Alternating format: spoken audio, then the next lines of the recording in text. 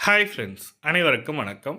ஒன்றுக்கு மேற்பட்ட வங்கி கணக்குகள் இருந்தால் ரூ. 10,000 வரைக்கும் அபராதம் விதிக்கப்படும். எதனால விதிக்கப்பட போறாங்க? ரூ. 10,000 எதுக்கு சார்? நான் தான் 4 அக்கவுண்ட் வச்சிருக்கேன், 5 அக்கவுண்ட் வச்சிருக்கேன். எனக்கு எதுக்கு சார் ரூ. 10,000 அபராதம் குடுக்கணும்?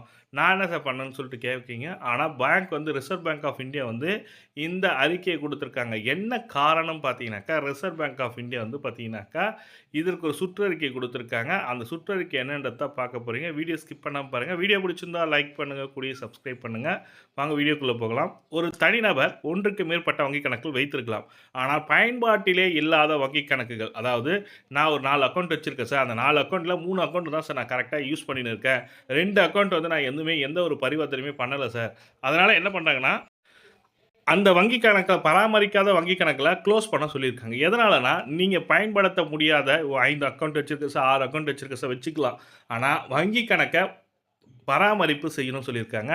உங்க பேர்ல எத்தனை வங்கி கணக்கு இருக்கோ, அந்த வங்கி கணக்குகள பராமரிப்பு செய்யாமல் இருப்பது மட்டுமல்லாமல், அதற்கு ஃபைன் போடுவாங்க. ஃபைன் போட்டாக்கா அந்த அமௌண்ட்ட கட்டுற மாரி இருக்கும். அது மட்டுமல்லாமல், அந்த வங்கி கணக்குல முறைகேடான பரிவர்த்தனைகள் நடைபெற்றால், அவர்களுக்கு ரூ. 10,000 வரைக்கும் அபராதம் நடைபெறும் சொல்லிக் குடுத்துருக்காங்க. முறைகேடானனா ஸ்கேம் நடக்குறாங்கல்ல, ஸ்கேமுக்கு வந்து பார்த்தீங்கன்னாக்கா, வங்கி கணக்கு செயல்படாத வங்கி கணக்குல யூஸ் பண்ணிக்கிறாங்கன்ற மாரி சொல்லியிருக்காங்க.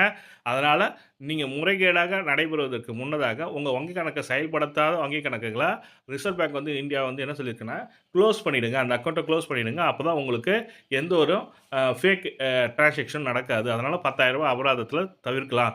அதுவும் இல்லாத ரிசர்வ் பேங்க் ஆஃப் இந்தியா வந்து என்ன சொல்லியிருக்காங்கன்னா, குறைஞ்சபட்சம் 1 வருஷம், 2 வருஷம் பயன்படுத்தாத வங்கி கணக்குல வந்து டிமேட் அக்கவுண்ட், டிராம்ட் அக்கவுண்ட் சொல்லியிருக்காங்க. அதாவது அந்த வங்கி கணக்கு செயலில் இல்லாத அக்கவுண்ட்ட குளோஸ் பண்ண சொல்லியிருக்காங்க. அதுக்கு சுற்றறிக்கை லெட்டர் உங்க வீட்டுக்கு வந்திருக்கும். இது மாரி நீங்க பயன்படுத்தல. இந்த வங்கி கணக்க நாங்க குளோஸ் பண்ண போறோம். கூடிய விரைவில வந்து வங்கிய பார்த்து இந்த அக்கவுண்ட்ட ஆக்டிவேட் பண்ணுங்க சொல்லி மெசேஜ் வந்திருக்கும். அப்படி மெசேஜ் வந்ததுனா டைரக்ட்டா பேங்க்குக்கு போயிட்டு அந்த அக்கவுண்ட் வேணான்னா குளோஸ் பண்ணிடுங்க. அப்படி இல்லன்னா அ Aadhaar card, PAN card update பண்ணதுக்கு எழுதி குடுத்துட்டு வந்தீங்கன்னாக்கா உங்க அக்கவுண்ட் ஆக்டிவேட் ஆயிடும். இதுதான் ரிசர்வ் பேங்க் ஆஃப் இந்தியா குடுத்திருக்க ஒரு சூப்பரான சுற்றறிக்கை. ரூ. 10,000 அபராதத்திலிருந்தும் மினிமம் பேலன்ஸ் மெயின்டெயின் பண்ணாத ஃபைன்லேருந்தும் தப்பிக்கணும்னு நினைக்கிறவங்க கண்டிப்பா இத ப பயன்ப பின்பற்றுமாறு கேட்டுக்கொள்ளப்படுகிறது. இந்த தகவல் தான் உங்களுக்கு ஷேர் பண்ணணும்னு நெனச்சேன். இந்த வீடியோ பிடிச்சிருந்தா லைக் பண்ணுங்க. கூடயே சப்ஸ்கிரைப் பண்ணுங்க. Thank you.